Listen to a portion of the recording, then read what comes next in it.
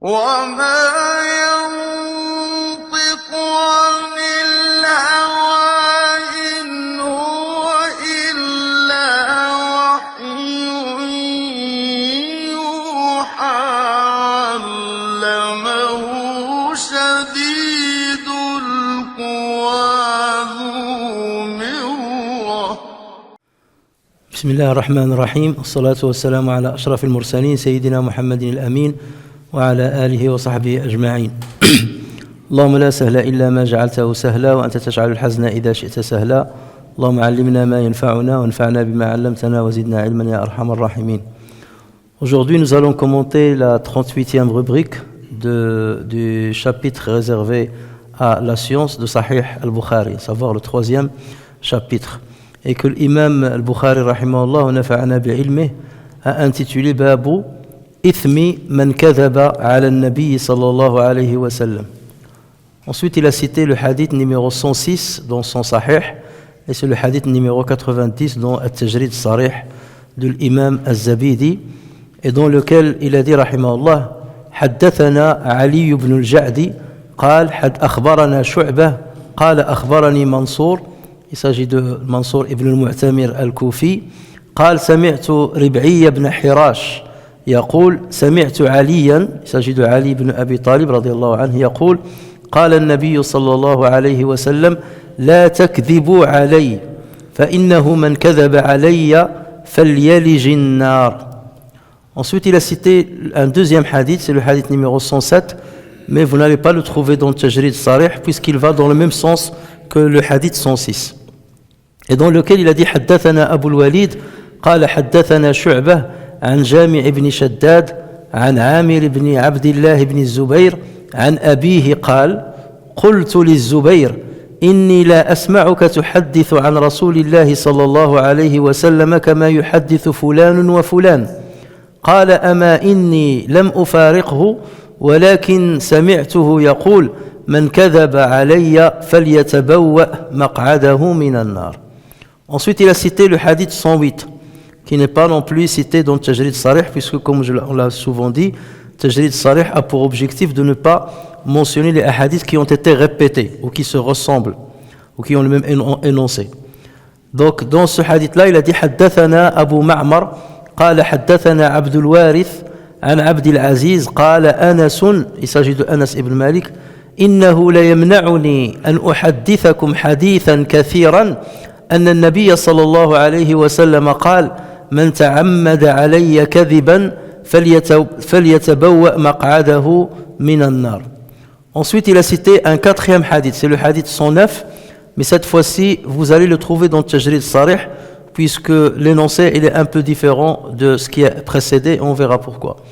Et dans ce hadith, Imam al-Bukhari rahimahullah a dit حدثنا مكي بن إبراهيم قال حدثنا يزيد بن أبي عبيد عن سلمة. Il s'agit de Salama ibn al-Akwa رضي الله عنه قال سمعت النبي صلى الله عليه وسلم يقول من يقل علي ما لم أقل فليتبوأ مقعده من النار. Ensuite, il a cité un cinquième hadith. Donc vous voyez que c'est presque la première fois qu'on voit l'imam al-Bukhari rapporter 5 hadiths de suite dans la même rubrique. C'est très très rare. Et donc c'est le hadith numéro 110, et dans le Tajrid Sarih, il est numéro 92, puisqu'il y a un énoncé qui diffère de ce qui a précédé, et dans lequel il a dit حدثنا موسى قال حدثنا أبو عوانة عن أبي حسين عن أبي صالح عن أبي هريرة رضي الله عنه عن النبي صلى الله عليه وسلم قال تسموا باسمي ولا تكتنوا بكنيتي ومن رآني في المنام فقد رآني فإن الشيطان لا يتمثل في صورتي ومن كذب علي متعمدا فليتبوأ مقعده من النار. Alors la traduction du titre, c'est sur le péché de celui qui ment contre le prophète sallallahu alayhi wa sallam. Le hadith 106, dans lequel Rib'i ibn Hirash rapporte: j'ai entendu Ali ibn Abi Talib dire, le messager d'Allah sallallahu alayhi wa sallam a dit, ne montez pas sur mon compte, car quiconque ment sur mon compte n'a qu'à entrer dans le feu. Le hadith 107, Amir ibn Abdillah ibn Zubayr rapporte sur son père qu'il a dit. Alors son père c'est qui? C'est Abdullah ibn Zubair. Lui c'est Amir ibn Abdullah ibn Zubair. Donc il rapporte sur son père, donc Abdullah ibn Zubair, qu'il a dit: je dis une fois à Zubair. Et Zubair c'est qui? C'est son père. Donc là c'est ce qu'on appelle riwayatu al-hafidi anil abi anil jad. C'est le rapport d'un petit enfant sur son père, sur son grand-père. Donc Amir a rapporté sur Abdullah, qui a rapporté sur son père Az-Zubair ibn al-Awwam radiyallahu anhu. Je n'entends pas, donc il a dit, Abdullah ibn Zubair a demandé à son père Zubair.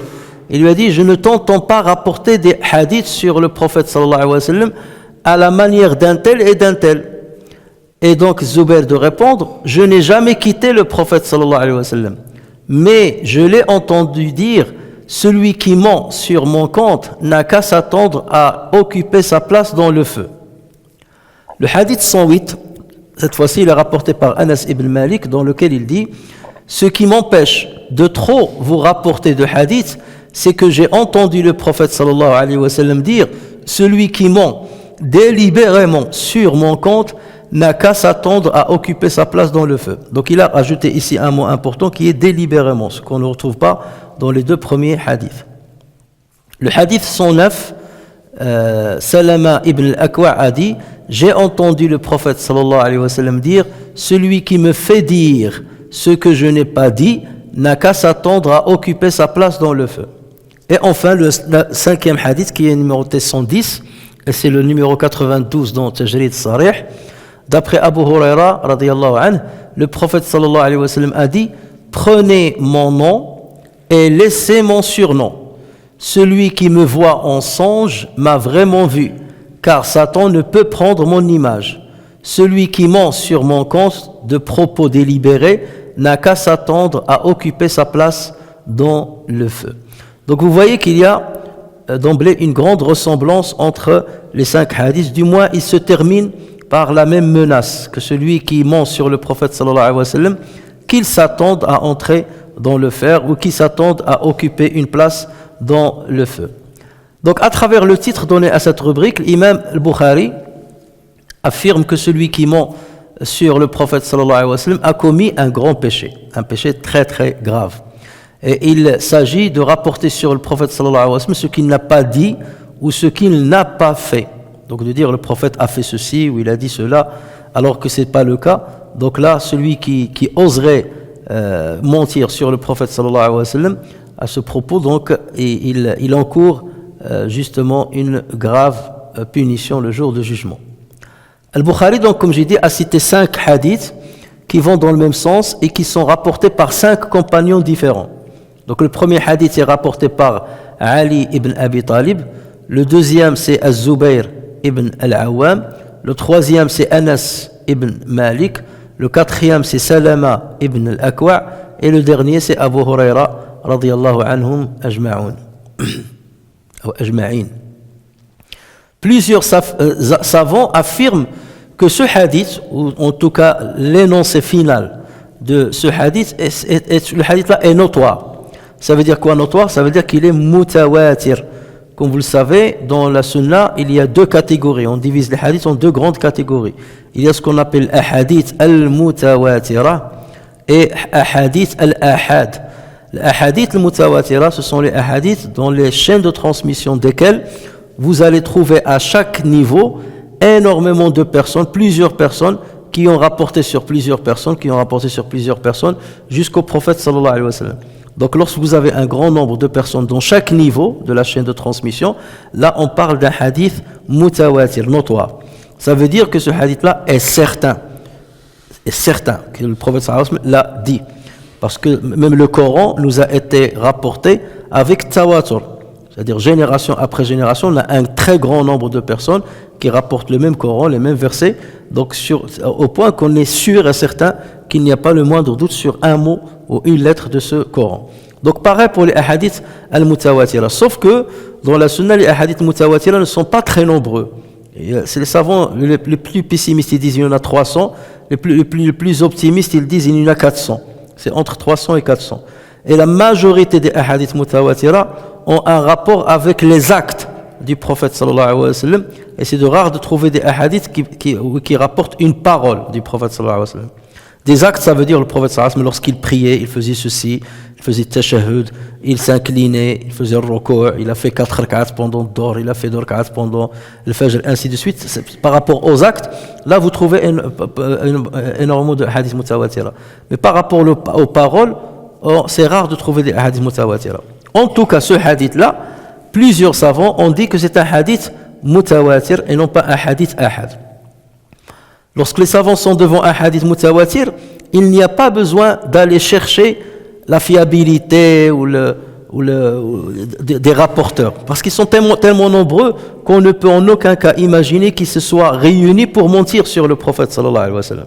Si vous sortez vous de cette salle, vous rapportez la même chose de ce que vous avez entendu dans cette assise, il n'y a pas besoin d'aller chercher est-ce que vous êtes fiable ou pas. Lorsqu'on va voir que vous avez tous rapporté la même chose, personne ne va imaginer que vous vous êtes tous mis, 50 personnes, entre vous, pour dire on va mentir sur ce qu'on a entendu aujourd'hui. Il y aura forcément des pieux parmi vous qui vont dire non, c'est pas possible, on va pas mentir sur.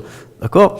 Donc là, il n'y a pas besoin d'aller chercher les détails. En revanche, lorsqu'il s'agit d'un hadith ahad, et le hadith ahad, c'est un hadith dans la chaîne de transmission duquel on va trouver un stade, au moins un stade ou un niveau, peu de personnes qui ont rapporté le hadith, 1, 2, 3. D'accord? Et les savants ont divergé sur combien faut-il de personnes par niveau pour considérer que le hadith est mutawatir.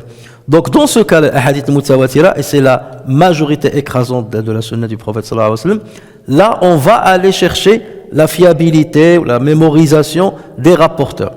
Donc c'est ça le travail des grands savants, les spécialistes de savants qui vont tamiser les hadiths et qui vont authentifier les hadiths. Donc ils vont plus travailler sur les hadiths ahad et non pas sur les hadiths mutawatir.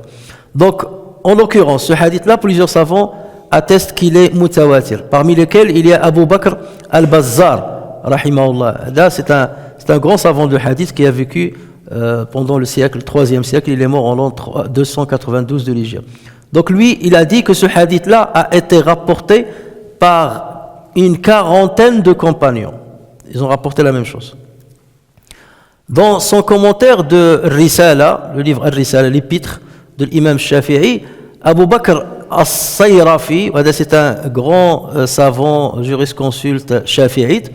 Donc Abu Bakr al-Sayrafi, qui est mort en l'an 330 de l'Hégire, dit que ce hadith-là a été rapporté par une soixantaine de compagnons. Abdurrahman ibn Muhammad ibn Mandah, qui est mort en 470, lui a dénombré 78 compagnons qui ont rapporté ce hadith. Et ensuite il a écrit, il y en a d'autres, et certains mémorisateurs, ce qu'on appelle huffaz, et chez les savants de l'hadith, considérer quelqu'un comme un hafid, donner ce qualificatif de hafid à quelqu'un, ça veut dire être certain qu'il mémorise pas moins de 100 000 hadiths avec les chaînes de transmission. C'est là où on lui donne le nom de l'hafid. C'est comme imam al-hafid, donc le Bukhari, ou bien al-hafid ibn Hajar al-Asqalani. Le dernier en date connu en 20e siècle, c'était al-hafid Ahmed ibn Siddiq. C'était un grand savant marocain d'une grande famille de Siddiqiyin. C'est parmi les rares du 20e siècle.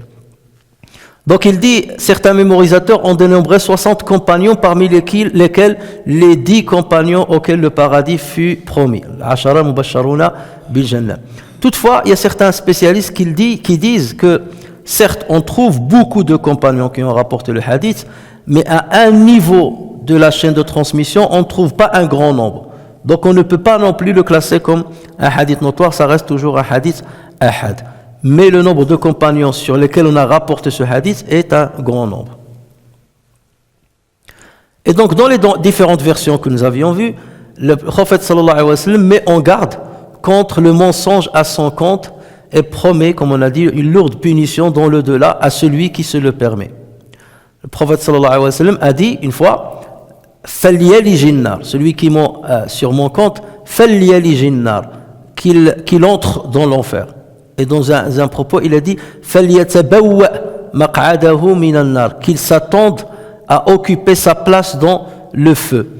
فَلْيَتَبَوَّأْ, le verbe la tabawwa'a, il vient d'un mot qu'on appelle al-maba'a.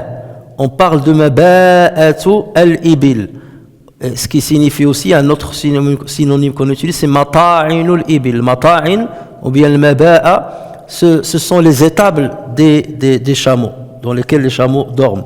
Et c'est déconseillé pour les musulmans de prier dans ma'at al-ibil ou bien maba'at al-ibil.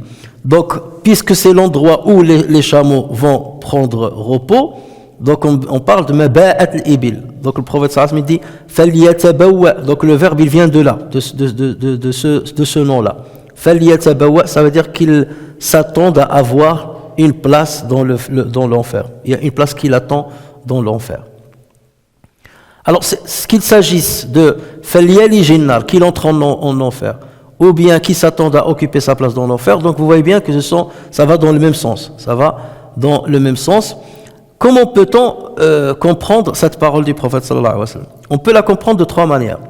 Soit c'est une information, ça veut dire que le prophète sallallahu alayhi wa sallam nous informe que celui qui ment à son compte sera dans l'enfer. Soit il s'agit d'une menace. C'est-à-dire le prophète sallallahu alayhi wa sallam, il menace les personnes qui mentent à son compte d'entrer en enfer. Soit il s'agit d'une invocation, ça veut dire le prophète sallallahu alayhi wa sallam demande à Allah azza wa jal de préparer une place à celui qui ment à son compte. Donc vous voyez, on peut la comprendre de trois manières.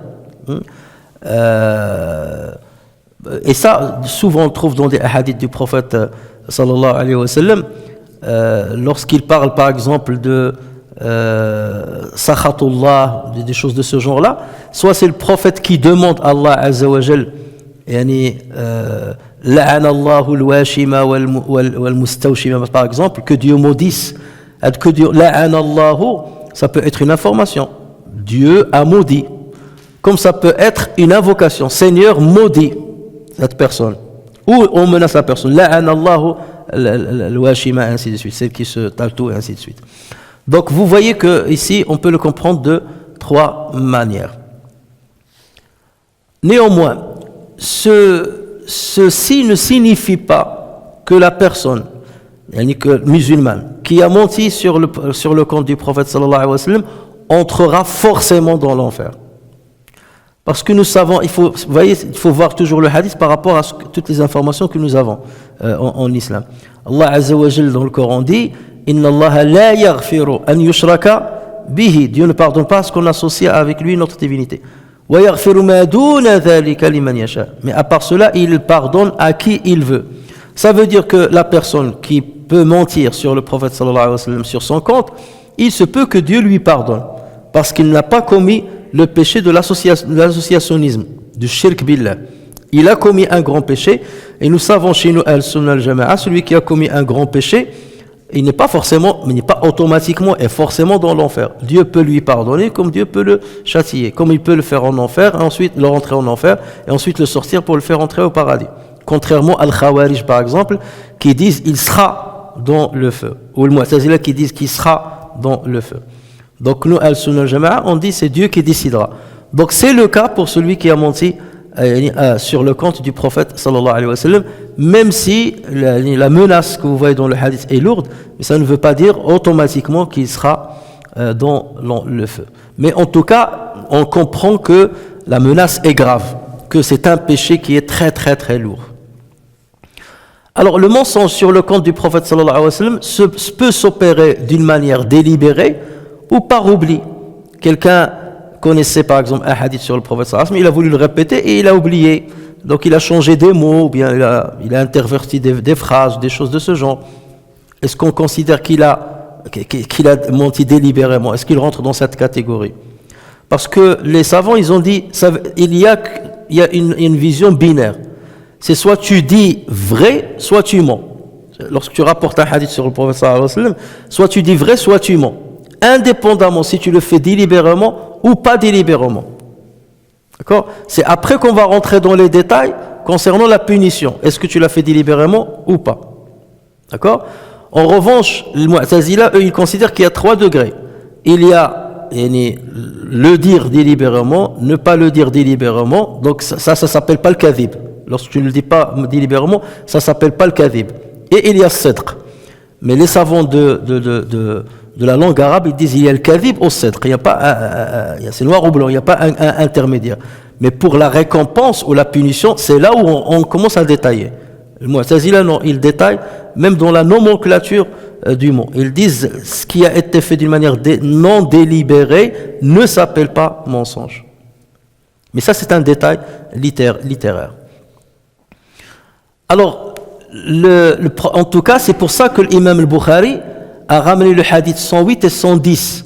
Parce que dans ces deux hadiths, le prophète sallallahu alayhi wa sallam, il parle de ta'ammud, de mentir d'une manière délibérée. Dans le hadith 108, il a dit « Man ta'ammada alayya kadhiban » celui qui a délibérément menti sur moi. Dans le hadith 110, il a dit « Wa man kadhaba alayya muta'ammidan » Donc là, c'est pour ça que l'imam Bukhari a rajouté ces deux versions, pour montrer qu'il s'agit bien que cette menace-là concerne celui qui l'a fait d'une manière délibérée et non pas celui qui l'a fait par oubli ou bien par erreur. Et celui qui a fait par erreur ou par oubli, alors erreur, comme j'ai dit, il a mélangé des hadiths, ou bien il a mangé une chaîne de transmission par rapport à une autre, voilà, ou bien par oubli, parce qu'il a oublié, donc il a oublié une phrase dans le hadith, ou là, un mot dans le hadith. Ada ne rentre pas dans la catégorie, bien entendu, qui sont menacés, puisque nous savons, d'une manière générale, que Allah Azza wa Jal pardonne à la communauté musulmane l'oubli, nisyan ou le khata et l'erreur. Allah il pardonne ça. Et ceci, on le trouve dans la fin de Surat al-Baqarah. Rabbana la tu'akhidhna in nasina aw akhta'na. Seigneur, ne tiens pas rigueur sur nous si nous oublions ou bien on commet une erreur, pas d'une manière délibérée. Là, c'est un dua qu'Allah Azza wa Jal nous a appris, sachant qu'il va l'exaucer. Et donc, lorsqu'on le lit, Allah Azza wa Jal l'exauce. Et le prophète sallallahu alayhi wa sallam, dans un hadith rapporté par Ibn Majah ainsi que par al-Bayhaqi, a dit Inna Allah ta'ala wada'a an ummati wada'a al-khata'a wa nisyana wa mastukrihu alayh. De ma communauté, Allah, élevé soit-il, a absous l'erreur, l'oubli et ce que ses membres font sous la contrainte, toute chose que tu fais sous la contrainte malgré toi. Donc cela, Allah Azza wa Jal, il absout ça, il pardonne ceux qui ont commis ces erreurs. Toujours est-il que tellement la sentence citée dans les hadiths est dure que certains compagnons craignaient de trop rapporter des hadiths par peur de se tromper. Et ce fut le cas de Az-Zubayr ibn al-Awwam radiyallahu anhu, d'où le hadith 107, et ce fut le cas aussi de Anas ibn Malik, d'où le hadith 108. Donc là, vous comprenez mieux pourquoi l'imam al-Bukhari a rapporté autant de hadiths. Chaque hadith a une cible, chaque hadith nous ramène une information qu'on ne trouve pas dans un autre hadith. Et on verra même la différence entre le hadith de Zubayr et celui de Anas ibn Malik. Donc, commençons par le hadith 107. Donc, dans le hadith 107, Amir ibn Abdillah ibn Zubayr rapporte sur son père que ce dernier a demandé à son grand-père Zubayr: je ne t'entends pas rapporter des hadiths du prophète à la manière d'un tel et d'un tel. Ça veut dire que Abdullah ibn Zubayr, qui est lui-même un compagnon, sauf qu'il était petit, c'est la première personne qui était née à l'immigration du prophète sallallahu alayhi wa sallam. Ça veut dire lorsque le prophète sallallahu alayhi wa sallam est décédé, Abdullah ibn Zubayr n'avait que 10 ans, mais il est considéré comme un sahaba. On parle de ces rares sahaba. Et donc lui, il a dit à son père Zubayr, parce que Zubayr il s'est converti, comme on va le voir, très tôt. Donc il lui a dit: pourquoi je vois que il y a certains compagnons qui rapportent énormément de hadiths sur le prophète, et toi tu ne rapportes pas des hadiths sur le prophète. Pourquoi?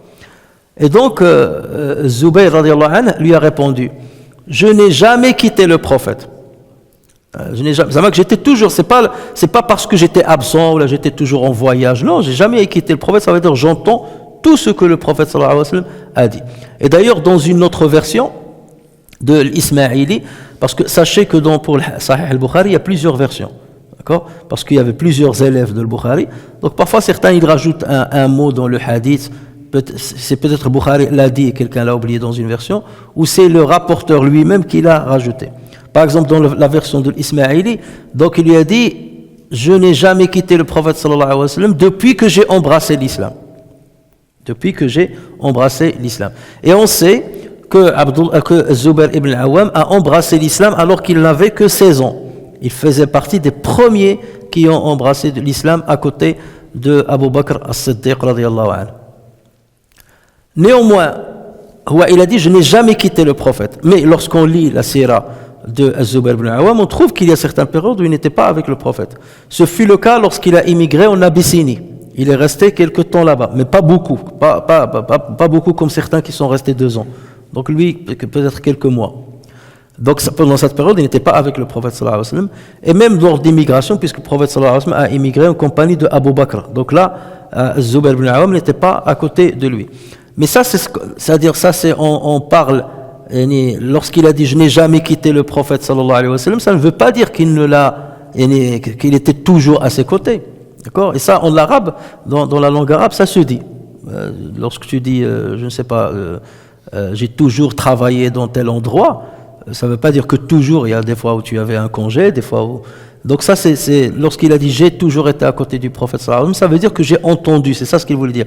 J'ai entendu tout ce que le prophète sallallahu alayhi wa sallam a dit, à l'exception lorsque j'étais absent pendant l'immigration de l'Abyssinie ou pendant l'immigration. Et dans une autre version rapportée par Hisham ibn Urwa sur son père Abdullah ibn Az-Zubayr, que ce dernier a interrogé sur son père sur la raison qui a fait qu'il ne rapportait pas trop de hadiths sur le prophète. C'est bien toujours de ramener toutes les versions pour avoir une vision plus complète. Et ça c'est important aussi parce qu'on va répondre à une question, est-ce qu'on peut rapporter le hadith par son sens et non pas exactement comme le prophète l'a dit. Dans cette version, donc Zubayr a répondu, il a dit « Ya bunay, كان بيني وبينه من القرابة والرحم ما علمت وعمته أمي وزوجته خديجة عمتي وأمه آمينة بنت وهب وجدتي هالة بنت وهب بن عبد مناف بن زهرة وعندي أمك وأختها عائشة عنده ولكن سمعته يقول من كذب علي فليتبوأ مقعده من النار. » Donc Zubayr a dit à son fils Abdullah, il a dit « Oh mon fils, tu connais la proximité et la parenté qui me liait à lui, qui me liait au prophète sallallahu alayhi wa sallam. Sa tante n'était autre que ma mère. La tante du prophète c'est Safiya bint Abdil Muttalib. Safiya, son fils, c'était Az-Zubayr. Donc ils étaient liés en fait. Donc sa tante, des cousins, sa tante est ma mère. Son épouse Khadija est ma tante maternelle. Donc regardez le lien qu'il a avec lui. De tous les côtés, il a un lien de parenté avec le prophète. Son épouse Khadija est ma tante. Sa mère Amina bint Wahb, sa mère est Amina bint Wahb. Et ma grand-mère c'est Hala bint Wahb. Ça veut dire la mère du prophète était la sœur de ma grand-mère. Vous voyez un autre lien de parenté. Donc sa mère c'est Amina bint Wahb, alors que ma grand-mère c'est Hala bint Wahb ibn Abdi Manaf ibn Zuhra. Ensuite il a dit je suis marié avec ta mère, en faisant référence à qui? Asma bint Abi Bakr. Je suis marié à ta mère Asma, et la sœur de Asma c'est qui? C'est Aïcha, est mariée avec le prophète. Voilà un autre lien de parenté avec lui. Mais je l'ai entendu dire. Donc lorsqu'il dit tout ça, ça veut dire qu'il dit je suis très proche du prophète. J'ai un lien de parenté privilégié avec le prophète. Donc je suis parmi ceux qui l'ont toujours écouté ou entendu ou entendu ses propos et vu ses actes. Mais il a dit mais je l'ai entendu. Ce qui m'empêche de rapporter trop, c'est que j'ai entendu le prophète sallallahu alayhi wa sallam dire celui qui ment sur mon compte n'a qu'à s'attendre à occuper sa place dans le feu. La parole, là on peut dire il est incomplète parce que mais dans ce cas puisque le prophète a dit ça, donc mais toi est-ce que tu vas mentir sur son compte? Pourquoi dans ce cas tu rapportes pas? Tu vas mentir sur ton compte? Le prophète sallallahu alayhi wa sallam n'a pas dit celui qui rapporte sur moi des propos qui s'attendent à sa place dans le feu. Le prophète n'a jamais interdit à ce qu'on rapporte ses propos. Loin de là, il a fait même l'inverse. Naddarallahu mra'an, que Dieu donne de l'éclat au visage de quelqu'un qui a entendu notre parole, fawa'aha, donc il l'a bien assimilé, et ensuite il l'a transmis comme il l'a entendu. Au contre, ballighu anni walaw aya. Donc au contraire, le prophète il a enjoigné les musulmans à transmettre sur lui ses paroles et ses gestes. Donc il a dit ici, ça veut dire il sous-entendait quelque chose. Et ce qu'il sous-entendait, on va le comprendre dans le hadith de Anas ibn Malik, et c'est pour ça que le Bukhari l'a rapporté juste après avoir parlé du hadith de Zubayr ibn al-Awwam. Donc dans le hadith 108, Anas ibn Malik, il explique ce qui l'empêchait de trop rapporter des hadiths. C'est parce qu'il a entendu le prophète sallallahu alayhi wa sallam dire les mêmes propos évoqués par Az-Zubayr. Ça veut dire, j'ai peur de rapporter trop de hadiths au point que je me trompe sur un de ces hadiths. Si je rapporte un hadith, à la limite deux, mais plus je vais en rapporter, plus je cours le risque de me tromper. Et lui, il considérait que se tromper, c'est comme mentir. Donc, je préfère pas me rapporter de hadith, comme ça, je ne cours aucun risque. D'accord ? Donc, c'est pour ça qu'il s'abstenait de rapporter des hadiths sur le prophète. Anas ibn Malik, il a dit la même chose dans le hadith 108. Il a dit la même chose. Mais, pour autant, Anas ibn Malik, nous savons qu'il a rapporté énormément de hadiths sur le prophète sallallahu alayhi wa sallam. D'ailleurs, il fait partie de l'mukthiroun fil hadith, de ceux qui ont rapporté plus de 1000 hadiths sur le prophète sallallahu alayhi wa sallam. À l'instar de Abu Huraira, de Aisha radiyallahu anha, de Abu Sa'id al-Khudri, de Abdullah ibn Amr, ibn al-As, donc Anas ibn Malik aussi, on le trouve dedans. Donc lui, le Baqi ibn Makhlad al-Andalusi a compté dans son Musnad, il a compté que Anas ibn Malik a rapporté 2286 hadiths sur le prophète sallallahu alayhi wa sallam. Pour être plus précis, on a rapporté sur Anas ibn Malik 2286 hadiths qu'il remonte au prophète sallallahu alayhi wa sallam. Rappelez-vous, on a toujours dit, lorsque, par exemple, pour le même énoncé du prophète sallallahu alayhi wa sallam, vous trouvez 4 chaînes de transmission, on considère ça comme 4 hadiths. Ça veut dire les 2286, si vous enlevez ceux qui sont répétitifs, c'est le même énoncé, vous allez trouver un peu moins. Donc, mais en tout état de cause, Anas ibn Malik, il a rapporté quand même énormément de hadiths. Et alors, donc on peut se poser la question. D'un côté, il dit, ce qui m'empêche de rapporter trop de hadiths sur le prophète, c'est la peur de me tromper. Et pourtant, il a rapporté plus de 2200 hadiths. On peut le comprendre pour Zubayr, parce qu'on n'a pas beaucoup de hadiths rapportés par Zubayr. Il a rapporté que peu de hadiths. Mais Anas, il dit, par crainte de me tromper, je ne rapporte pas beaucoup de hadiths, et pourtant il a rapporté plus de 2000. Comment on peut expliquer ça? On peut l'expliquer de deux manières. La première, c'est que peut-être qu'au départ, il s'abstenait de rapporter des hadiths par peur de se tromper. D'accord? Mais par la suite, comme les gens le questionnaient, il était partagé entre le fait de ne pas répondre ou de répondre à des questions dont il a des éléments de savoir. Quelqu'un te pose une question et tu sais que le prophète a dit un avis sur cette question. Tu as l'obligation de ne pas cacher le savoir. La taktumu ma 'allamakallah. Allah. D'accord? Donc, dans ce cas, puisque il était souvent sollicité, donc il était obligé de rapporter les hadiths. Ça, c'est la première chose. Et deuxième chose, c'est que Anas ibn Malik, il a vécu très longtemps. Il a vécu jusqu'à 93 de l'Hégire. Et lui, il est né moins 10 de l'Hégire. C'est-à-dire, il a vécu plus de 100 ans. Et donc, le fait qu'il ait vécu longtemps, donc forcément, on lui pose beaucoup de questions. Il a vu des générations qui lui posaient des questions sur le prophète sallallahu alayhi wa sallam. Et donc, il répondait beaucoup. C'est pour cela qu'il a cumulé plusieurs hadiths qu'il a rapportés sur le prophète sallallahu alayhi wa sallam. Alors que Zubayr, lui, il est mort très tôt. Il est mort en l'an 36 de l'Hégire, après la bataille de Siffin, dans les cours de la bataille de Siffin.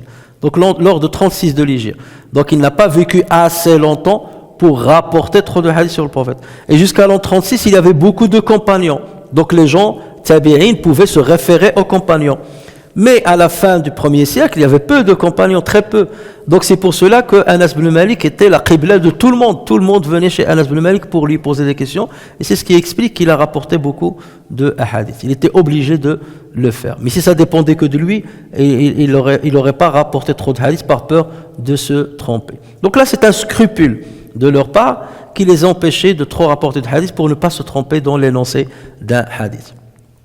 L'imam Ahmed rahimahullah rapporte que Anas ibn Malik a dit, donc c'est là où on va voir la vraie raison de la restriction qui a été citée, لولا أني أخشى أن أخطئ لحدثتك بأشياء قالها رسول الله صلى الله عليه وسلم. Si ce n'est par crainte de me tromper, je t'aurais rapporté des choses dites par le prophète sallallahu alayhi wa sallam. Donc ce qui prouve que la vraie raison qui justifiait leur restriction, c'est la peur de se tromper dans l'énoncé de ce qu'a dit le prophète sallallahu alayhi wa sallam. Donc ce qu'on peut comprendre de ça, c'est que les compagnons n'étaient pas contre le principe de rapporter sur le prophète. Parce que sinon, ils l'auraient dit ça. Ils auraient dit, le prophète nous a interdit de rapporter sur le hadith. Non, ils n'étaient pas contre le principe de rapporter, mais ils avaient le scrupule qui les poussait à avoir peur de se tromper sur ce qu'ils rapportaient au prophète, sur le prophète sallallahu alayhi wa sallam. Mais face à l'obligation, ils rapportaient sur le prophète sallallahu alayhi wa sallam. Par le hadith 109 maintenant, rapporté cette fois-ci par Salama ibn al-Akwa', l'imam al-Bukhari rahimahullah a voulu confirmer que le mensonge sur le prophète sallallahu alayhi wa sallam concerne également le fait de lui faire dire ce qu'il n'a pas dit. Parce que man kadhaba alayya, celui qui ment sur mon compte, tu peux par exemple mentir que dans la narration que tu fais sur le prophète. Tu dis le prophète a fait ceci, le prophète a fait cela. Mais le hadith 109, il vient nous dire non, attention, même lorsque tu dis le prophète a dit ceci ou a dit cela. Il n'y a pas que les faits, les actes du prophète, mais il y a aussi les paroles du prophète. Donc eux aussi, ils sont intégrés. C'est pour cela que l'imam Bukhari a rajouté le hadith 109, parce qu'il y a cette petite nuance. Man yaqul alayya ma lam aqul, celui qui dit à mon propos ce que je n'ai pas dit. D'accord? Falyatabawa maq'adahu minan nar. Ensuite, il y a le hadith 110. Cette fois-ci rapporté par Abu Huraira radiyallahu anhu, et dans lequel le prophète sallallahu alayhi wa sallam a dit tasammaw bismi wa la taktanu bi kunyati. Prenez mon nom et laissez mon surnom. Celui qui me voit en songe, wa man ra'ani fil manam faqad ra'ani fa inna ash-shaytana la yatamathalu fi surati. Celui qui me voit en songe m'a vraiment vu, car Satan ne peut prendre mon image. Ensuite, il a dit la phrase qu'on trouve dans les autres hadiths, وَمَنْ كَذَبَ عَلَيَّ مُتَعَمِّدًا فَلْيَتَبَوَّأْ مَقْعَدَهُ مِنَ النَّارِ. Celui qui ment sur mon compte de propos délibérés n'a qu'à s'attendre à occuper sa place dans le feu. Alors déjà, il faut comprendre les circonstances de ce hadith. Pourquoi le prophète sallallahu alayhi wa sallam a dit tasammaw bismi wa la taktanu bi kunyati. Yani, vous avez le droit de donner le prénom de Muhammad à vos enfants, mais ne donnez pas ma kunya, ne prenez pas ma kunya. Et la kunya du prophète, c'était quoi? C'était Abu al-Qasim. Donc les circonstances de ce hadith, c'est qu'un jour le prophète sallallahu alayhi wa sallam était dans le marché. Et quelqu'un qui était par l'arrière, il a dit Ya Abu al-Qasim. Il a appelé Ya Abu al-Qasim. Et le prophète sallallahu alayhi wa sallam s'est tourné, il lui a dit oui. Il lui a dit non, c'est pas toi que je voulais appeler. Donc ça veut dire qu'il y avait quelqu'un qui avait un enfant qui s'appelait Al-Qasim, et donc qui avait le même surnom que le prophète sallallahu alayhi wa sallam.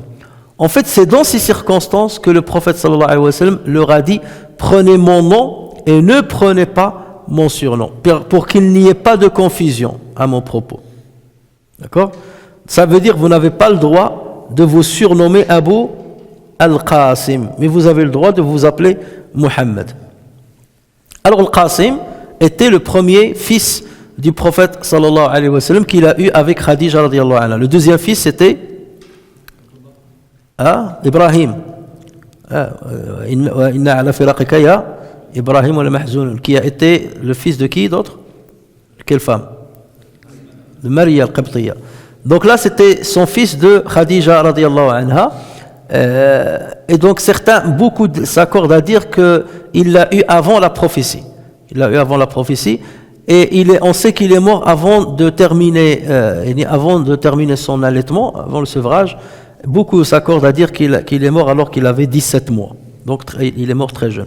Et donc depuis on surnommait le prophète sallallahu alayhi wa sallam de Abu al-Qasim. Avant plus tard de l'appeler toujours Rasulullah. Alors maintenant, le prophète, lorsqu'il est interdit à ce qu'on prenne son surnom, est-ce que cette interdiction est ouverte? Ça veut dire, est-ce que jusqu'aujourd'hui, on n'a pas le droit d'être surnommé Abu al-Qasim? Sur cette question-là, les savants ont divergé. Vous avez une première catégorie de savants, tels que l'imam al-Shafi'i, rahimahullah, qui disent qu'il est interdit de prendre le surnom de Abu al-Qasim. Et ceci d'une manière indéfinie, jusqu'à la fin des temps. Ça, c'est l'avis de l'imam Shafi'i et d'autres. Personne n'a le droit de se surnommer Abu al-Qasim. Pour eux, il n'y a que le prophète sallallahu alayhi wa sallam qui a cette exclusivité de prendre ce surnom. Ça, c'est le premier avis. Il y a un deuxième avis qui interdit ce surnom seulement aux personnes qui portent le prénom de Mohammed.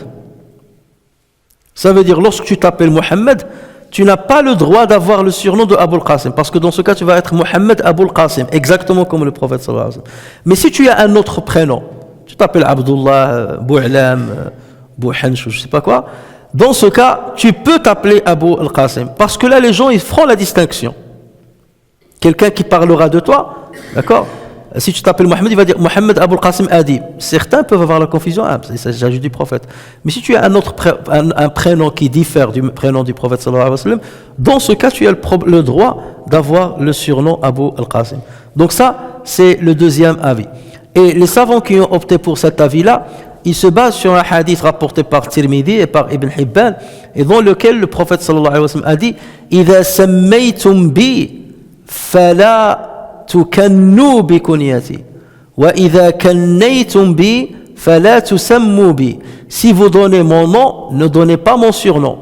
Et si vous donnez mon surnom, ne donnez pas mon nom. Donc il se base sur ce hadith-là. Ça, c'est le deuxième avis. Il y a un troisième avis, et c'est l'avis majoritaire. Et parmi ceux qui ont opté pour ce troisième avis, Imam Malik ibn Anas, rahimahullah. Donc ils disent que cette interdiction, le prophète sallallahu alayhi wa sallam, lorsqu'il a dit ne prenez pas mon surnom, c'est spécifique seulement à la période où le prophète sallallahu alayhi wa sallam était vivant. Autrement dit, après la mort du prophète sallallahu alayhi wa sallam, n'importe quelle personne a le droit de s'appeler Mohammed, quitte à rajouter à ce nom-là le surnom Abu al-Qasim. Pour eux, il n'y a pas de problème. C'est-à-dire l'interdiction, elle est pendant le vivant du prophète sallallahu alayhi wa sallam, pour qu'il n'y ait pas confusion alors qu'il est vivant. Quelqu'un qui dirait Mohammed Abu al-Qasim Adi, et les gens vont penser que c'est le prophète. Mais après la mort du prophète sallallahu alayhi wa sallam, là, il n'y a pas lieu d'avoir une confusion. On ne va pas se tromper sur ce compte-là. Et donc, eux, ils se basent sur des preuves, parmi lesquelles un hadith rapporté par Abu Daoud sur Ali, radiyallahu anhu, qui a dit Ya Rasulallah, إن ولد لي من بعدك ولد أسميه باسمك وأكنيه بكنيتك. Donc il a dit à Rasulallah, si jamais j'ai un enfant après toi, ça veut dire après ta mort, si jamais j'ai un enfant après ta mort, est-ce que je peux lui donner ton nom et lui donner ton surnom? Et le prophète sallallahu alayhi wa sallam, il a dit oui, tu as le droit de le faire. Et d'ailleurs c'est ce qui est arrivé. Sayyidina Ali ibn Abi Talib, il s'est marié après la mort de sa femme Fatima radiyallahu anha, la fille du prophète sallallahu alayhi wa sallam. Il s'est marié avec Khawla bint Ja'far al-Hanafiya, et il a eu d'elle un enfant qu'il a appelé Mohammed, et il l'a surnommé Abu al-Qasim. Donc et si Ali s'est permis de donner ce nom et ce surnom, c'est qu'il savait que le prophète sallallahu alayhi wa sallam l'avait autorisé. Mais majoritairement, on l'appelle Mohammed ibn al-Hanafiya. Normalement, son surnom c'est Mohammed Abu al-Qasim, mais dans les livres d'histoire, on va l'appeler toujours Mohammed ibn al-Hanafiya pour le distinguer de Hassan et Hussein, puisque Hassan et Hussein, donc il peut l'appeler Mohammed ibn Ali. Il l'attribue à sa mère pour le distinguer de Hassan et Hussein qui venait de Fatima radiyallahu anha. Donc Mohammed ibn al-Hanafiya, c'est le fils, bel et bien le fils de l'imam de Sayyidina Ali radiyallahu anhu, mais d'une autre femme. Ensuite, donc le prophète sallallahu alayhi wa sallam, donc lorsqu'il a dit Sammu bismi wa la taktanu bi kunyati, bon, vous avez le droit de prendre mon nom. Ou les gens, regardez, parfois avec les bonnes intentions, on peut aller vers deux positions diamétralement opposées. Vous allez par exemple pourquoi certains ont empêché de donner même le nom Mohammed, certains ont empêché de le donner. Omar ibn Khattab, à son époque, il a entendu quelqu'un une fois insulter son fils qui s'appelait Mohammed. Et Omar est allé le voir et lui a dit change le nom de ton fils. Parce que ça l'a choqué. Il a entendu une insulte sur un fils, un enfant qui s'appelle Mohammed. Il lui a dit ah Mohammed, qu'Allah te donne ceci, cela. Ya Mohammed. Et Omar, il a entendu ça, il a été choqué. Il a dit, Ya Mohammed, que Dieu te donne ça, une insulte. Dès qu'il a entendu Mohammed, c'est le prophète qui est venu à son esprit. Donc il a dit à cet homme-là, change le nom de ton fils, ne l'appelle pas Mohammed. Pour que si jamais tu insultes ton enfant, tu n'insultes pas le nom Mohammed. Le nom de Mohammed est tellement un bon nom, c'est le nom de notre prophète, que ne donnez pas ce nom. Et d'ailleurs, c'est ce que vous trouvez chez certaines personnes. Ils ne donnaient pas, c'était pour eux honteux de donner le nom Mohammed à leur enfant. Prenez les Berbères au Maroc. Avant, ils ne donnaient pas le nom Mohammed. Ils appelaient leur enfant soit Mouha, n'est-ce pas? Ou bien Hammou, ou bien Muhannad, au lieu de Mohammed, comme l'autre qui a mis un survêt Abidas. Donc, il l'appelait Muhannad, pour ne pas dire Mohammed. Et pourquoi on leur dit ça? Par respect au prophète sallallahu alayhi wa sallam. Parce que si jamais j'insulte, je n'insulte pas le nom du prophète. Et donc ça, vous voyez, vous allez par exemple en Algérie, c'est l'inverse. La majorité de l'habitude, c'était lorsque tu as le premier enfant, tu l'appelles Mohammed. En général, en beaucoup de pays comme ça. Ou le deuxième fils, tu l'appelles Ahmed. Mohammed et Ahmed, par respect à ce nom-là. Donc vous voyez, par respect des personnes qui prennent des positions diamétralement opposées. Hadou, ils se refusent de donner le nom Mohammed, ou Hadou, ils insistent pour donner le nom Mohammed. Hadou, par respect, ou les autres aussi par respect. Mais vous voyez l'intention. On a beaucoup de fois dans les divergences que vous trouvez entre les savants, même entre certains mouvements, vous trouvez la bonne foi chez les deux. Mais ce à quoi les uns et les autres sont parvenus, c'est diamétralement opposé. Je donne toujours cet exemple pour vous montrer. Où Allah Azza wa Jal Rahim, il va juger par rapport à l'intention de ces personnes-là. Même dans des divergences graves, même au niveau de l'aqida et ainsi de suite, vous trouvez des gens qui vont aller dans un sens de l'exaltation d'Allah Azza wa Jal et tout ça, jusqu'à ce que certains vont les accuser d'être des anthropomorphistes. Et vous trouvez certains qui vont interpréter certains attributs par peur qu'on compare Dieu à sa création, que certains vont les accuser d'être des négateurs. Et il y a la guerre entre les deux, alors que leur intention à tous les deux, c'est le respect vis-à-vis d'Allah Azza wa Jal, ne pas faire simuler Dieu ou ne pas faire comparer Dieu à l'être humain, d'accord? Ou bien le fait de ne pas nier certains attributs qui ont été mentionnés dans un hadith ou bien dans une sunna. Donc l'intention, elle est bonne, mais le problème, c'est ça, nos cerveaux. Nos cerveaux, lorsqu'ils travaillent, lorsqu'ils raisonnent, parfois ils peuvent raisonner diamétralement opposés pour respecter une bonne intention qui est à la base. Ou là, Allah Azza wa Jal ne jugera sur l'intention et non pas sur la manière avec laquelle on a interprété. C'est pour ça que vous trouvez les uns et les autres campent sur leur position, parce qu'ils savent que je défends une bonne foi, une bonne cause que je suis en train de défendre. C'est toi qui es dans le tort. L'autre lui dit, moi aussi, c'est toi qui es dans le tort. Ou finalement, ils vont venir devant Allah, prier dans la même mosquée, ou ils vont prosterner à Dieu, ou dire, les deux, ils vont demander, Allah Azza wa Jal Karim wa Afou. Vous pensez qu'Allah Azza wa Jal va les châtier parce qu'il a réfléchi d'une autre manière alors que son intention est bonne.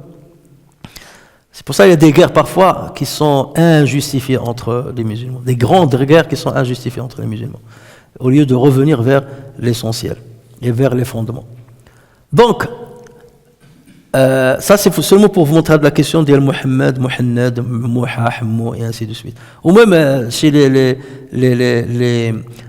Berbères, ils sont allés plus loin, même pour les noms des prophètes, ils n'aimaient pas donner par exemple le mot Youssouf, parce que ça fait référence à Youssouf alayhi salam, donc il va l'appeler Isho. Donc c'est toujours des choses comme ça, par respect vis-à-vis, un respect exagéré vis-à-vis des prophètes. Donc, lorsque le prophète sallallahu alayhi wa sallam a dit ne prenez pas mon nom, prenez mon nom mais ne prenez pas mon surnom, tout de suite après il a dit وَمَنْ رَآنِي فِي الْمَنَامِ فَقَدْ رَآنِي فَإِنَّ الشَّيْطَانَ لَا يَتَمَثَّلُ بِصُورَتِي. Quiconque me voit en songe m'a vraiment vu, car Satan ne peut prendre mon image. Autrement dit, cette affirmation déjà, c'est une bonne information, une bonne annonce pour quelqu'un qui a ou qui aurait vu le prophète sallallahu alayhi wa sallam dans le rêve. Donc le prophète sallallahu alayhi wa sallam, si tu dis j'ai vu le prophète sallallahu alayhi wa sallam dans le rêve, ça est la bonne annonce, parce que le prophète sallallahu alayhi wa sallam, il dit celui qui m'a vu dans le rêve, c'est qu'il m'a vraiment vu, parce que Satan ne peut pas prendre une autre image. Parce que vous savez, dans les rêves, vous pouvez avoir des rêves où Satan peut prendre une image de quelqu'un. D'accord? Donc ça peut être des cauchemars, tu vois des choses, ou même des rêves charnels. Satan il prend l'image d'une femme ou je ne sais quoi, ou tu penses que tu es dans une relation charnelle, et ainsi de suite. Mais Satan est incapable de prendre l'image du prophète sallallahu alayhi wa sallam dans le rêve. Impossible. Impossible. Donc si quelqu'un a vu le prophète, c'est que véritablement il a vu le prophète sallallahu alayhi wa sallam. C'était pas Satan. Ceci dit, là il y a un bémol à porter. Certains savants ils disent, mais à partir de quand on va dire que telle personne a vu le prophète dans le rêve? S'il s'agit d'un compagnon qui a dit j'ai vu le prophète dans le rêve, là c'est vrai, on peut le croire. Pourquoi? Parce qu'il connaissait le prophète sallallahu alayhi wa sallam, il connaissait sa physionomie, les traits de son visage et tout. S'il le voit dans le rêve, il va dire bah tiens, j'ai vu le prophète. Mais si quelqu'un n'a jamais vu le prophète, il ne connaît pas ses traits, d'accord? Et il te dit j'ai vu le prophète. Qui me dit que tu l'as vu? Tu connais déjà le prophète comment il est, son image. Vous voyez?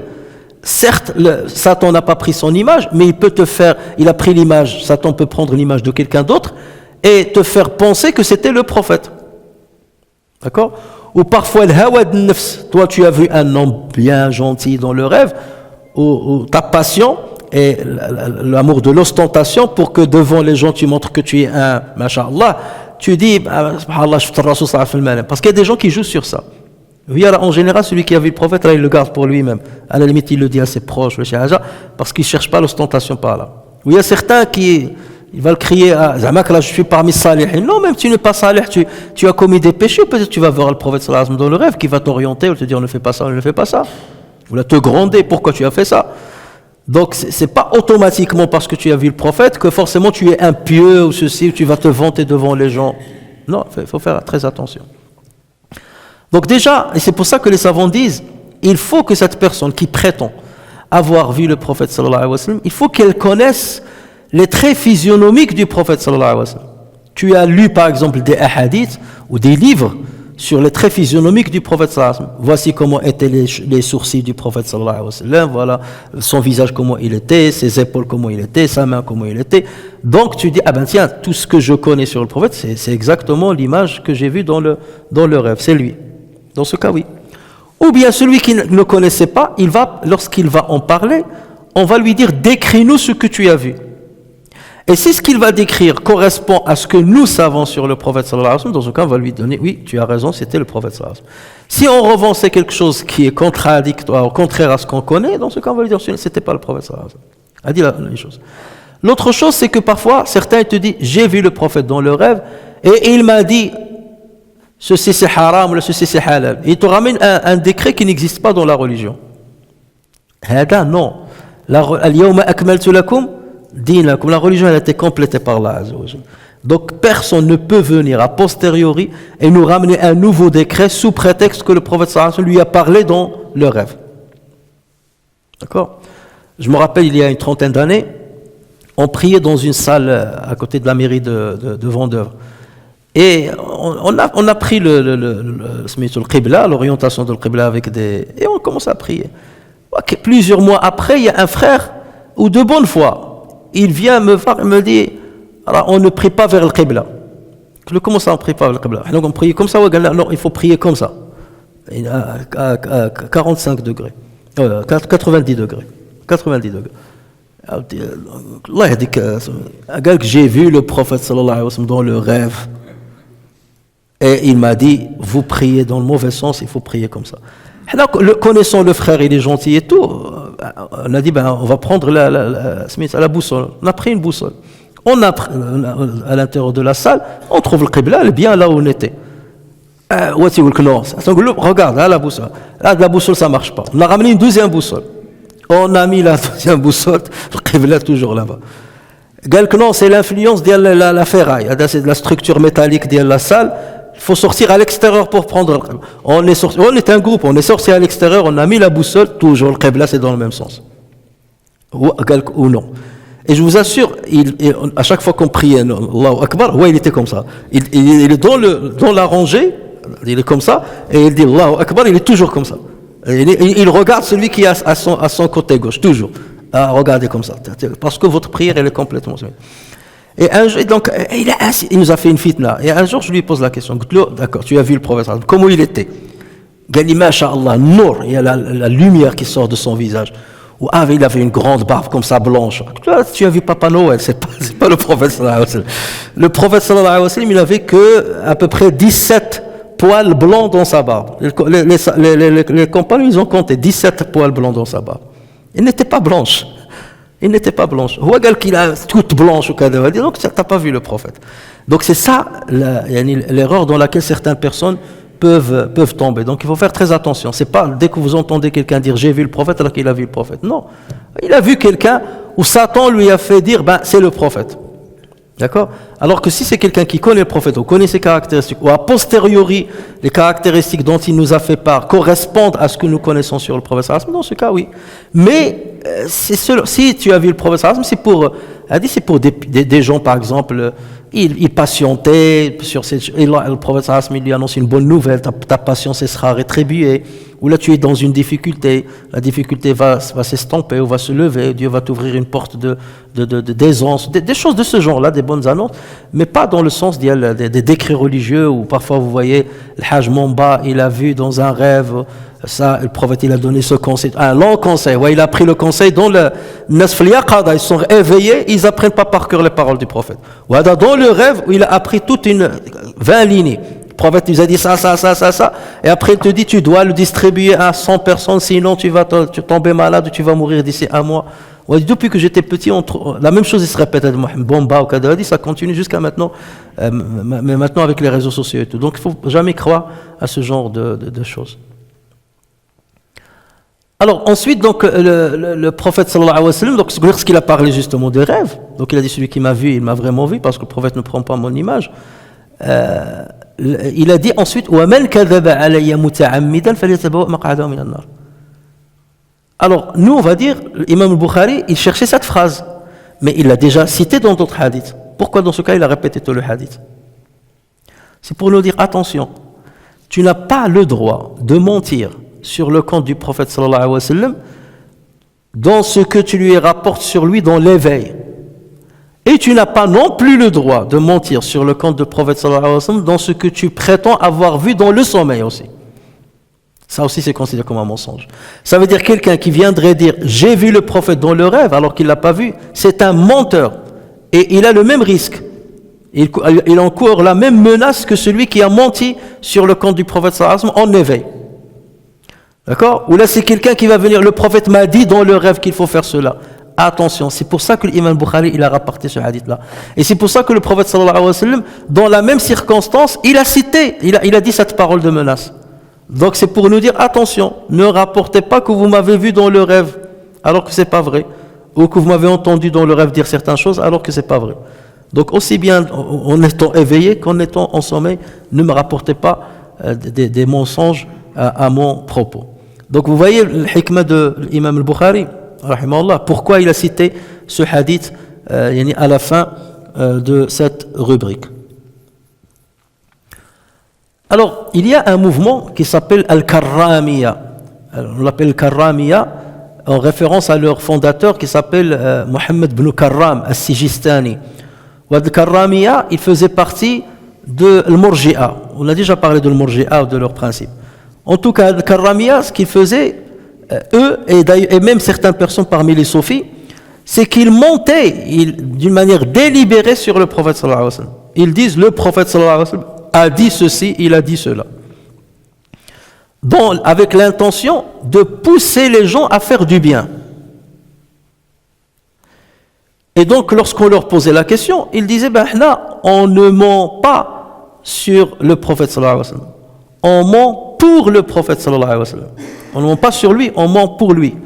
On ment avec l'intention de pousser les gens à faire du bien. Et d'ailleurs, on raconte qu'un savant a entendu un jour quelqu'un lui dire « J'ai rapporté sur un tel, qui a rapporté sur un tel, qui a rapporté sur un tel, qui a rapporté sur le prophète sallallahu alayhi wa sallam, que celui qui récite surat un tel, il aura ça et ça et ça et ça et ça et ça et ça. » Et le savant là, c'était un savant, un spécialiste de hadith. Il lui a dit « D'où est-ce que tu as ramené ce hadith ?» Il lui a dit « Sur un tel. » Un tel il est où? Il lui a dit « Al-Kufa. » Il a pris sa monture, il est parti jusqu'à Al-Koufa. Il a cherché le monsieur. Il lui a dit, voilà, un tel m'a dit que tu lui as rapporté ce hadith-là. Est-ce vrai? Il a dit, oui, j'ai rapporté. D'où est-ce que tu as tenu ce hadith? Il lui a dit, sur un tel. Et il est où ce un tel? Il lui a dit, il est à Al-Basra. Et il est parti jusqu'à Al-Basra. Il a trouvé là. Tu as rapporté ce hadith-là? Il a dit, oui. Tu l'as rapporté sur qui? Il a dit, j'ai rapporté sur quelqu'un qui était à Sham. Il est allé à Sham jusqu'à trouver la personne. Et il lui a dit, tu as rapporté ce hadith-là, tu vois, sur un successeur, sur un... Comment le successeur, où est-ce que tu l'as trouvé? Voilà, lorsqu'il a vu qu'il est spécialiste, il lui a dit, je vais te dire une chose. Il a pris par la main, je vais te dire une chose. J'ai vu que les gens s'intéressaient trop au hadith et ils délaissaient le livre de Dieu. Ils lisaient plus le Coran. Ils s'intéressaient que le hadith, les hadiths, et ils délaissaient le livre de Dieu. Donc j'ai forgé ce hadith, j'ai menti, et j'ai forgé ce hadith-là pour pousser les gens à lire le Coran. Donc mon intention est bonne. Et ça, c'est considéré comme un mensonge délibéré. D'accord? C'est un mensonge délibéré, même si ton intention est bonne. Il y a une différence entre se tromper ou l'oublier et le faire d'une manière délibérée, même si l'intention est bonne. Et beaucoup même de soufis, ils tombent dans ça. Si tu dis subhanallah ou kada, tu vas avoir ceci. Si tu fais ceci et cela, tu vas avoir ceci. Si tu sors 40 jours, fisabilillah, tu vas avoir ceci. Parfois, il y a des gens qui ramènent des choses graves.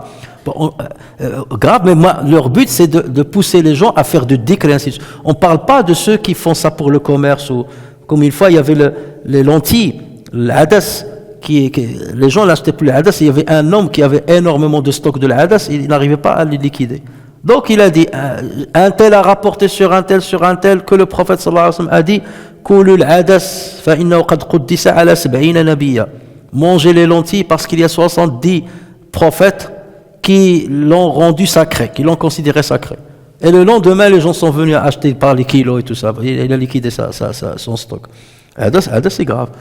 D'abord, même ceux qui le font pour pousser les gens à lire beaucoup le Coran, bien à faire des dhikr, des ad'iyah, ça aussi c'est quelque chose qui est grave.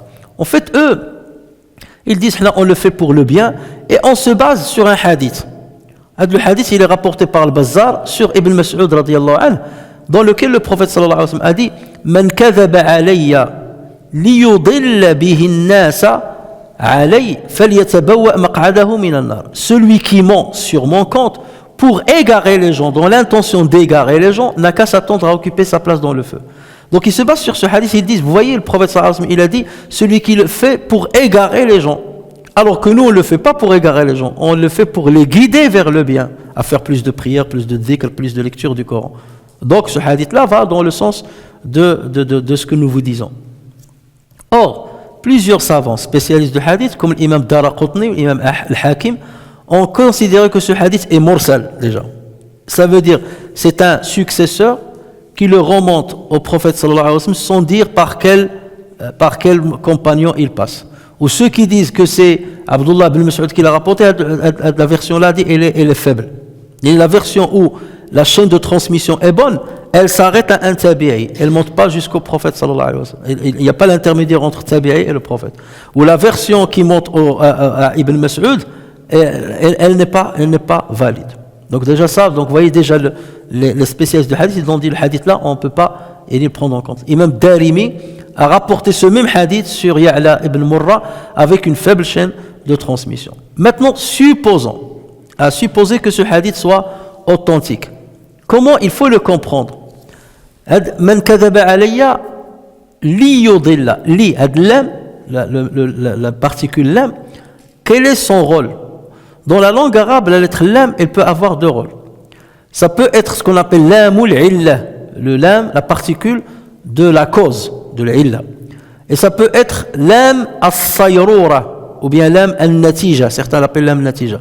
C'est le lam de la conséquence, ou bien du résultat. Ça veut dire, le hadith, comment il faut le comprendre? Celui qui ment sur mon compte, en conséquence de quoi il va égarer les gens. Ça veut dire, toi tu vas leur dire, si tu lis cette sourate, tu vas voir ceci et cela. Tu as menti à mon propos, et suite à ton mensonge, tu as égaré les gens, parce qu'ils pensaient faire quelque chose que j'ai fait alors que je ne l'ai pas fait. Donc tu les as égarés quand même. Donc là c'est la conséquence, c'est l'âme sayrura. Il ne faut pas le comprendre comme l'âme al-illa. Et d'ailleurs, le lamada, on peut le comprendre, on peut le trouver dans Dans la surah où Allah Azza wa Jalla, il parle de Moussa alayhi salam. Lorsque sa mère l'a mis dans le couffin et l'a jeté dans le fleuve, la famille de Pharaon, ils l'ont récupéré du fleuve. Que dit Allah Azza wa Jalla? فَالْتَقَطَهُ آلُ فِرْعَوْنَ لِيَكُونَ لَهُمْ عَدُوًّا وَحَزَنًا. Si on traduit mot par mot, les gens de Pharaon le recueillirent, ils ont recueilli Moïse, hein, dans l'intention, hein, la cause pourquoi? Dans l'intention qu'il soit un ennemi pour eux et une source d'affliction. Est-ce que ça peut être digéré? Non. Vous imaginez la femme de Pharaon, on va le prendre pour qu'il devienne un ennemi pour nous et une affliction. Non. C'est-à-dire en conséquence de quoi? Allah Azza wa Jalla les a poussés à faire ça, mais en conséquence de quoi il allait devenir un ennemi et il allait devenir une source d'affliction pour eux. Donc vous voyez, l'âme ici ne veut pas dire l'illah. Et même certains exégètes, même lorsqu'Allah Azza wa Jalla dit وَمَا خَلَقْتُ الْجِنَّ وَالْإِنسَ إِلَّا لِيَعْبُدُونَ, parce que je n'ai créé les djinns et les humains que pour m'adorer. L'âme, certains disent, si vous la considérez comme l'âme, l'illah, c'est comme si Dieu a pour objectif qu'il l'adore. Mais il y a beaucoup qui ne l'adorent pas, qui ne croient pas en lui. Donc c'est comme s'il n'est pas arrivé à l'objectif. Vous voyez? Et c'est pour ça qu'ils disent non, l'âme c'est l'âme sayroura. J'ai créé les djinns et les humains, en conséquence de quoi ils doivent m'adorer, parce que je suis leur créateur. C'est en conséquence de quoi ils doivent m'adorer. C'est comme ça qu'il faut le comprendre. Donc vous voyez, la langue arabe elle est très riche et il faut la maîtriser justement pour comprendre le sens.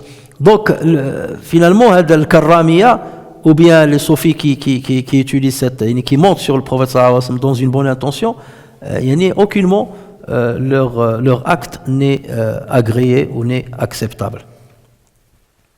Et heureusement que les savants étaient là justement pour tamiser les hadiths forgés. Combien de fois dans les exégèses qu'on a faites des sourates, on vous dit cette sourate, voilà ce qui a été dit à son propos. Et souvent on dit da'if, mawdu'.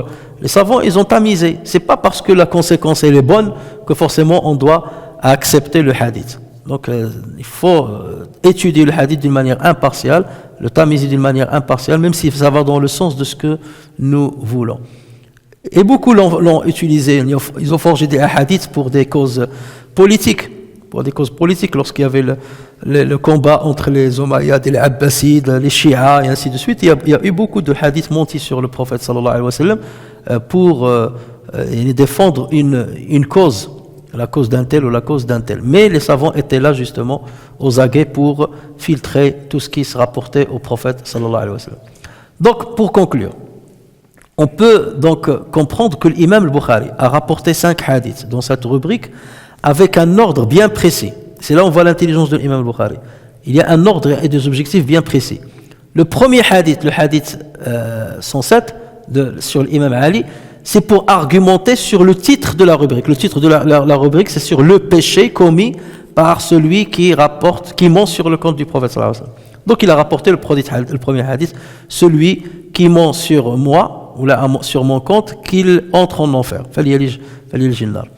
Ensuite, il a rapporté le hadith de Zubayr ibn al-Awwam, qui dit que bien que j'étais avec le prophète sallallahu alayhi wa sallam, je ne rapportais pas beaucoup de hadiths. Lorsque son fils lui a posé la question, je ne rapporte pas beaucoup de hadiths, parce que le prophète a dit, celui qui ment à mon propos, il n'a qu'à s'attendre à sa place dans le feu.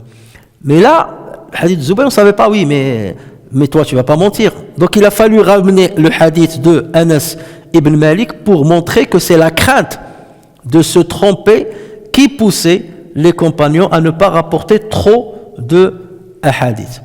Ensuite, il a cité le hadith de Salama ibn al-Akwa pour que personne ne dise on n'a pas le droit de mentir sur le compte du prophète, sur ses actes, mais on a le droit de lui faire dire ce qu'il n'a pas dit. D'où le hadith de Salama ibn al-Akwa qui parle de la parole man yaqul alayya, celui qui dit qui rapporte un propos sur moi que je n'ai pas dit. Donc même le qawl, même la parole du prophète rentre dans cette menace. Et il a fini par le hadith de Abu Huraira pour montrer que même le fait de rapporter que tu as vu le prophète dans ton rêve et que tu mens, tu risques cette menace. Ou que tu rapportes des propos que le prophète sallallahu alayhi wa sallam ne t'a pas dit dans le rêve, tu tombes sur le coup de la menace. Donc vous voyez qu'il y a bien, s'il a rapporté 5 hadiths, c'est qu'il y a un objectif derrière chaque hadith, il y a une logique dans la suite de ces hadiths. Reste maintenant à traiter une dernière question. Que dire maintenant de rapporter le sens d'un hadith? Supposons, on ne connaît pas les paroles exactes qu'a dit le prophète sallallahu alayhi wa sallam, mais on connaît le sens. Est-ce qu'on a le droit de rapporter le sens d'un hadith et non pas les paroles mot par mot? Les savants ont divergé à ce propos. Il y a la majorité qui a dit on a le droit de rapporter le sens d'un hadith. Ou d'autres qui l'ont dit non, il faut rapporter le hadith textuellement, mot par mot. Ceux qui ont dit qu'on peut rapporter le sens, il y a parmi eux le Hassan al-Basri, il y a Ata ibn Rabah, il y a l'imam Mujahid, il y a Amir Sha'bi, il y a Ibrahim al-Nakha'i, il y a l'imam Shafi'i, il y a Sufyan Thawri, il y a l'imam Ahmed ibn Hanbal et d'autres. Donc vous voyez des grandes quand même sommités. Et eux, ils se basent sur un hadith rapporté par le Hakim sur Makhul qui a dit, j'ai dit à Wathila ibn al-Asqa', c'est un compagnon du prophète sallallahu alayhi wa sallam, il lui a dit, rapporte-nous un hadith sur le prophète sallallahu alayhi wa sallam dans lequel il n'y a aucun doute, ni un plus ni un moins, pas une lettre de plus, pas une lettre en moins. Et Wathila ibn al-Asqa' lui a dit, l'un de vous a-t-il récité le Coran ce soir? On dit c'est à l'époque des prophètes. A-t-il récité le Coran ce soir? Nous dîmes oui, et nous ne le mémorisons pas très bien. Il nous arrive parfois de se tromper. Même les gens qui ont appris le Coran par cœur, ils peuvent se tromper sur un verset là.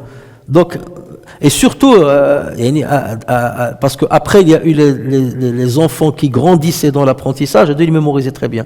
Mais les compagnons qui sont convertis à l'islam tardivement, beaucoup parmi eux ne connaissaient pas, ne maîtrisaient pas le Coran dans le moindre détail. C'est les petits qui apprenaient par cœur.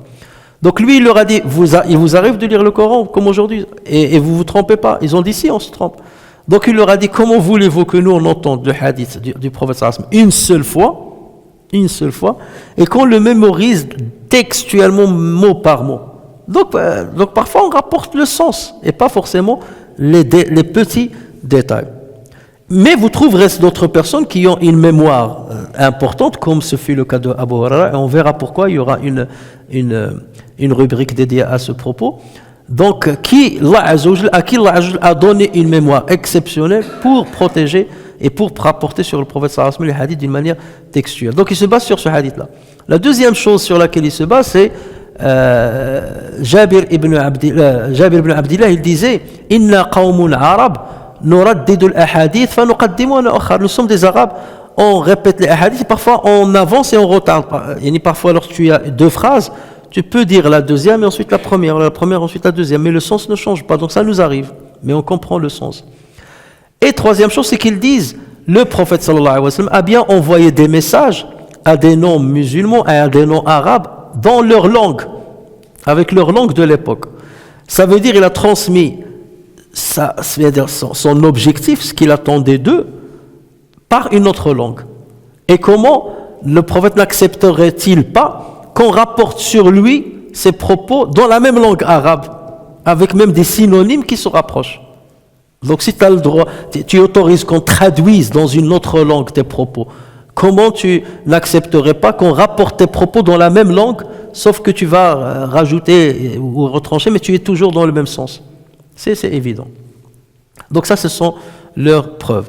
Ceux qui sont contre, il y a parmi eux Omar ibn Khattab qui était dur. C'est pour ça qu'Omar ibn Khattab n'aimait pas ce qu'on rapporte beaucoup de hadiths sur le prophète sallallahu alayhi wa sallam. Abdullah ibn Omar, Al-Qasim ibn Muhammad ibn Abi Bakr, c'est le petit-fils d'Abu Bakr, Muhammad ibn Sirin ou Malik ibn Anas. Malik ibn Anas était aussi draconien là-dessus. Et c'est pour ça le Muwatta, l'imam Malik, pour l'imam Malik, il était draconien dans le rapport des hadiths. Le Muwatta, c'est que du sahih. Pratiquement tout le Muwatta, les 500 et quelques hadiths sont des authentiques. Parce qu'il était précis à ce niveau-là. Et leur argument, c'est qu'il y a un hadith rapporté par Ahmed al-Tirmidhi, dans lequel le prophète sallallahu alayhi wa sallam a dit Naddar Allah amra'an, je l'ai cité tout à l'heure, que Dieu illumine le visage de celui qui entend de nous un hadith et qui le transmet comme il l'a entendu. Il se peut que celui qui reçoit l'information soit plus conscient que celui qui l'a entendu, plus intelligent que celui qui l'a entendu. Ça, on a déjà parlé de ce hadith-là. Donc il a dit, il a entendu ma parole, il l'a assimilé et il l'a transmis comme il l'a entendu. D'accord? Mais on peut rétorquer et dire, oui, mais comme il a entendu son sens. Parce qu'Allah Azza wa Jalla, même dans le Coran, il nous rapporte Moussa a dit, Isa alayhi salam a dit, Yusuf a dit. Et il parle en arabe. Il a traduit ses propos en arabe. Au moins, ils ont parlé dans une autre langue. Donc il a rapporté le sens de ce qu'ils ont dit. Satan a dit, les anges, ils ont parlé à Dieu. Donc ils ont parlé quelle langue? Donc lui, il transmet le sens de ce qu'ils ont dit dans la langue arabe. Donc voilà, on peut rétorquer sur ça que le prophète sallallahu alayhi wa sallam dit, et qu'il la transmette fidèlement le sens de ce que j'ai dit. Il se base aussi sur un autre hadith rapporté par le Bara ibn Azib où il dit que c'est un hadith rapporté par le Bukhari où le prophète sallallahu alayhi wa sallam était en train d'apprendre à le Bara ibn Azib l'invocation qu'on fait lorsqu'on veut dormir. Allahumma inni aslamtu nafsi ilayk wa alja'tu dhahri ilayk wa fawwadtu amri ilayk raghbatan ilayk amantu bi kitabika alladhi anzalt wa bi nabiyyika alladhi arsalt. Et en fait, le Sayyidina al-Bara, il a répété, le prophète il lui a appris l'invocation et le Bara ibn Azib l'a répété. Et au lieu de dire wa nabiyyika alladhi arsalt, il a dit wa rasulika alladhi arsalt. Et le prophète sallallahu alayhi wa sallam, il l'a corrigé, il lui a dit wa nabiyyika. Et pourtant dire nabi ou rasoul, c'est la même chose. Enfin, littéralement, c'est pas la même chose, mais dans un dua, c'est la même chose. Tu sais, tu parles du Muhammad sallallahu alayhi wa sallam. Donc le prophète, il lui a dit non, au lieu de dire rasoulika alladhi arsalt, il faut dire nabiyyika alladhi arsalt. Donc le prophète, il l'a corrigé sur ça. Donc ils disent, voyez, le prophète, il veut respecter les termes. Les savants, ils vont répondre à ça aussi. Ils vont dire, mais là, le prophète sallallahu alayhi wa sallam était en train de lui apprendre une invocation. Et on sait que l'invocation, c'est un acte de dévotion, ta'abbudi. Donc lorsqu'il s'agit de dire des formules, des invocations, là on peut rentrer dans le détail, de les dire exactement comme le prophète sallallahu alayhi wa sallam, comme il les a dit, comme tashahhud. Mais lorsqu'il s'agit seulement de propos sur un sujet quelconque, dans ce cas, il suffit de rapporter le sens, même si on n'utilise pas exactement les mêmes termes que le prophète sallallahu alayhi wa sallam avait utilisés. Donc, l'avis de la majorité, c'est l'avis le plus probant. Et malgré ça, ils disent, cet avis on le donne, mais attention, il y a des restrictions et il y a des conditions à respecter. La première condition, c'est que celui qui rapporte sur le prophète sallallahu alayhi wa sallam doit maîtriser la langue arabe et les subtilités de la langue arabe et maîtriser ce que voulait dire le prophète sallallahu alayhi wa sallam. Sinon, on ne prend pas en compte ce qu'il a dit. Parce que lorsque quelqu'un maîtrise la langue arabe, même s'il rapporte le sens de la parole de quelqu'un, il va utiliser des termes appropriés et des synonymes appropriés. Même s'il n'a pas ramené terme par terme, il va utiliser des synonymes appropriés. Il sait ce que veut dire tel terme, tel terme, tel terme. Tu viens à quelqu'un, par exemple, qui parle de siyaha aujourd'hui. Comme hier, j'étais en train d'expliquer un verset coranique. Lorsqu'Allah Azza wa Jalla a dit Am ta'muruhum ahlamuhum bihadha am hum qawmun taghun. Et j'ai dit aux frères, ça veut dire quoi ahlamuhum? Et ils ont dit leur rêve. Non, al-ahlam, c'est le pluriel de al-hulm. Le hulm, c'est le rêve. Mais c'est le pluriel aussi de l'hilm, de la mansuétude.